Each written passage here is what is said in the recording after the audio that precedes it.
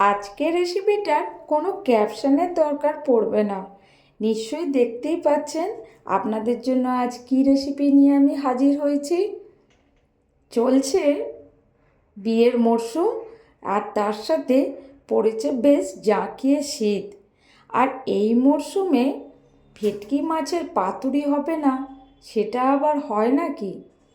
তাই ভাবা আর করা, সঙ্গে সঙ্গে রেডি করে ফেললাম যা কিছু উপকরণ লাগে, আর তাই দিয়ে তৈরি করে ফেললাম ভেটকি মাছের পাতুরি, একদম বিয়ের বাড়ির মতন। তো দেখার জন্য নিশ্চয়ই আপনারাও আগ্রহী হচ্ছেন। তাহলে প্রথমেই আগে স্ট্রাকচারটা দেখাই। ওফ, যেমন রূপে আর তেমন স্বাদে অপূর্ব হয়েছে। দেখতেই পাচ্ছেন মাছটা খুব ভালো মতনভাবে সেদ্ধ হয়ে গেছে, আর জাস্ট গ্রেভিটা ওফ, গরম ভাতে পুরোপুরি জমে যাবে। শুধু দেখলেই হবে, রান্নাটা শিখতেও তো হবে। তো আমার সাথে চলুন দেখে নিই রান্নাটা কিভাবে হলো।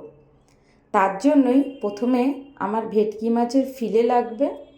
এখানে আমি 6 পিসের মতন ভেটকি মাছের ফিলে ইউজ করেছি। প্রথমে এটাকে ভালো করে ধুয়ে পরিষ্কার করে নিয়ে এর মধ্যে আমি কিছুটা লেবুর রস মিশিয়ে রাখব।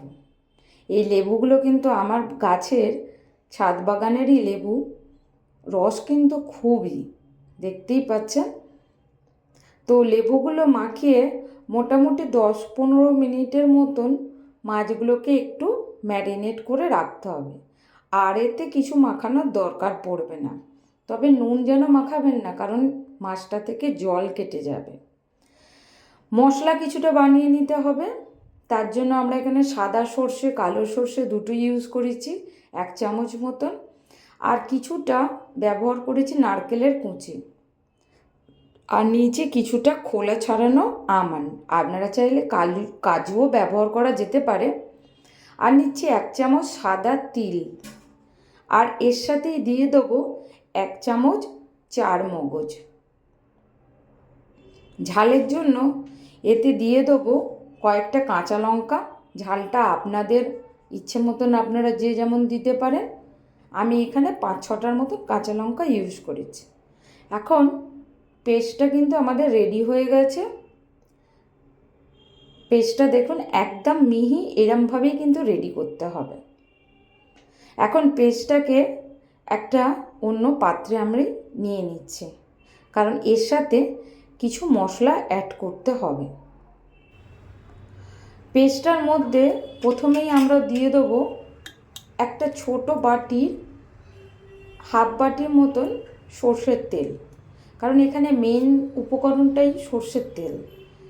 তো সর্ষের তেলটা দিয়ে এটাকে খুব ভালো মতনভাবে ফেটিয়ে নিতে হবে, যাতে তেলটা পুরো পেস্টটার মধ্যে একদম মিশে যায়। খুব ভালো মতনভাবে একটু সময় নিয়ে ফেটাতে হবে। এর মধ্যে আমরা দিয়ে দেবো 1 চামচ চিনি, আর দিয়ে দেবো 1 চামচের মতন নুন। তবে মাছে কিন্তু আমি আগে থাকতে নুন মাখানো হয়নি, এখন আমি 1 চামচ নুন দিলাম, আপনারা একটু টেস্টটা দেখে নেবেন। আর দিয়ে দিচ্ছি এতে কাটা লেবুর রস, মোটামুটি হাফের মতো লেবু আমি এখানে ইউজ করেছি। এখন দিয়ে ভালো করে পেস্টটাকে খুব ভালো মতনভাবে ফেটাতে হবে, যাতে সমস্ত মশলা তেল একসাথে মিশে যায়। এখন পেস্টটা সম্পূর্ণ রেডি হয়ে গেছে। এবারে যে মাছের ফিলেগুলো ম্যারিনেট করে আমরা রেখে দিয়েছিলাম, তার মধ্যে পেস্টটা আমরা দিয়ে দেবো। তবে একটু পেস্ট আমরা রেখে দেবো, সবটা মাছের সাথে মেশাবো না। এখন মাছটাকে ভালো মতনভাবে এই পেস্টের মধ্যে একটু ভালো করে কোট করে নিতে হবে। এপিঠ ওপিঠ দুপিঠেই ভালো করে মাছটা কোট করে রেখে আমরা আধ ঘন্টার মতন মাছটাকে ম্যারিনেট করতে রাখবো। তাহলে মাছের মধ্যে পুরো মশলার স্মেলটা ঢুকে যাবে। যদি হাতে একান্তই টাইম না থাকে 10-15 মিনিটের জন্যও কিন্তু ম্যারিনেট করা যেতে পারে। এর ওপরে আমি দিয়ে দেবো একটু কাঁচা সর্ষের তেল, আর একটু পেস্ট আমি রেখে দিয়েছি, যখন না কলা পাতায় মুড়বো তখন ওই পেস্টটা লাগবে। আর এর ওপরে ছড়িয়ে দিলাম একটু কিছু সর্ষের তেল দিয়ে আমরা এটাকে ম্যারিনেট করার জন্য রেখে দিচ্ছি। এরপরে যেটা মেন কাজ, কলা পাতাগুলোকে আগুনে একটু সেঁকে নিতে হবে, নাহলে কলা পাতাগুলো কিন্তু ফেটে যাবে মোড়বার সময়। এই কলা পাতাগুলো কিন্তু আমার ওপরের ছাদ বাগানের গাছেরই, সেই তো একটু আকারে ছোট ছোট। এবারে পেস্টটা রেডি হয়ে গেছে, সম্পূর্ণ মাছের মিশ্রণটা কলা পাতাতে মোড়বার জন্য। আগে যে মিশ্রণটা আমি আলাদা রেখেছিলাম তার থেকে 1 চামচ মতন প্রথমে দিচ্ছি, আর তারপর মাছ আর মিশ্রণটা যাতে ম্যারিনেট করা ছিল তেল সমেত দিয়ে দিলাম, আর ওপরে দিচ্ছি একটা কাঁচা লঙ্কা দিয়ে এটাকে ভালো করে একটু মুড়িয়ে নেব। কলা পাতা একটু বড় সাইজের হলে খুব ভালো হয়, যেহেতু আমার ছাদ বাগানের গাছের কলা গাছগুলো ছোট ছোট, তো সেই জন্য কলা পাতাগুলোর একটু ছোট ছোট। তো যাই হোক, আমার হয়ে গিয়েছিল মোড়ানো। এবারে সুতো দিয়ে ভালো করে বেঁধে নিতে হবে। আপনারা চাইলেন টুথপিক দিয়েও কিন্তু বাঁধা যায়, তবে তার জন্য একটু কলা পাতাগুলো বড় সাইজের হলেই ভালো হয়। যেহেতু কলা পাতাগুলোর সাইজ ছোট, তাই এখানে আমি সুতো দিয়েই বাঁধার চেষ্টা করেছি। এটা একটু সময় সাপেক্ষ, আস্তে আস্তে এটাকে ধীরে সুস্থে বেঁধে নিতে হবে একটা একটা করে। তবে সবকটা মাছ বাঁধা রেডি হয়ে গেলে প্রিপারেশনের জন্য কিন্তু বেশি সময় লাগে না। এখন একটা মাছ পুরোপুরি বাঁধা রেডি হয়ে গেছে, আর একটা মাছও আমরা রেডি করে নেব।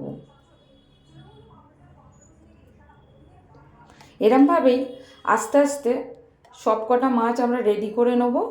প্রথমে আগের যে পেস্টটা ছিল সেটা দিয়ে দিলাম, আর মাছ যে ম্যারিনেট করা ছিল তার সাথে যে তেল ছিল সেটা দিলাম, তার উপরে দিয়ে দিলাম একটা কাঁচা লঙ্কা দিয়ে ওটাকে মুড়িয়ে আবারও ঠিক সেম পদ্ধতিতে সুতো দিয়ে মাছটাকে চারিপাশে ভালো করে সিল করে দেবো, যাতে গ্রেভিটা ভাজবার সময় বেরিয়ে না যায়।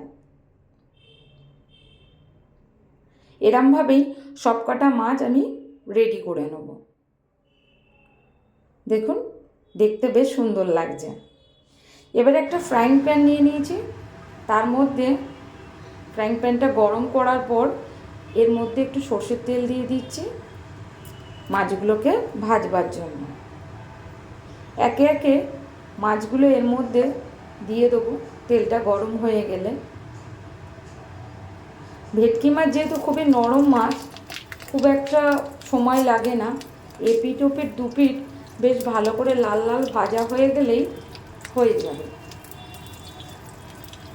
এক পিঠটা আমি ভাজতে দিয়েছি, দিয়ে আমি এখন এটাকে একটু ঢাকা দিয়ে দেবো, যাতে ভেপারে মাছটা খুব ভালো মতনভাবে সেদ্ধ হয়ে যায়।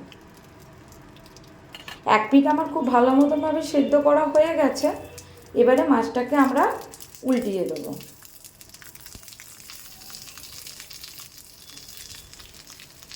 এরমভাবে উল্টিয়ে 5 মিনিটের জন্য আবার ভাজলে মাছটা কিন্তু সম্পূর্ণ রেডি হয়ে যাবে। এরপর আমরা ঢাকা দিয়ে দিচ্ছি। 5 মিনিট পর এখন মাছগুলো কিন্তু সম্পূর্ণ রেডি হয়ে গেছে। দেখুন, কলা পাতাগুলো কিন্তু বেশ খানিকটা ভাজা ভাজা পুড়ে পুড়ে মতন গেছে। এমন সময় বুঝতে হবে যে মাছগুলো কিন্তু আমাদের পরিবেশনের জন্য রেডি হয়ে গেছে। তবে এগুলো একটু গরম গরম করবেন সঙ্গে সঙ্গে ভাতে খাবার জন্য, কারণ এগুলো গরম গরমই ভালো লাগে। আমার দুটো মাছ রেডি হয়ে গেছে। এরপরে পরের মাছগুলো আমরাও ভেজে নেবো এরমভাবেই। মাছ দুটোকে দিয়ে দিচ্ছি, দিয়ে আমরা কভার করে দিচ্ছি। এখন সবকটা মাছ আমাদের কিন্তু ভাজা কমপ্লিট। ভিডিওটা আপনার কেমন লাগলো অবশ্যই জানাবেন। লাইক কমেন্ট শেয়ার করতে একদমই ভুলবেন না। আর এরমভাবে করে দেখুন কেমন হয়েছে, অবশ্যই জানাবেন কমেন্টে। তাহলে আজকের মতন চললাম, টাটা।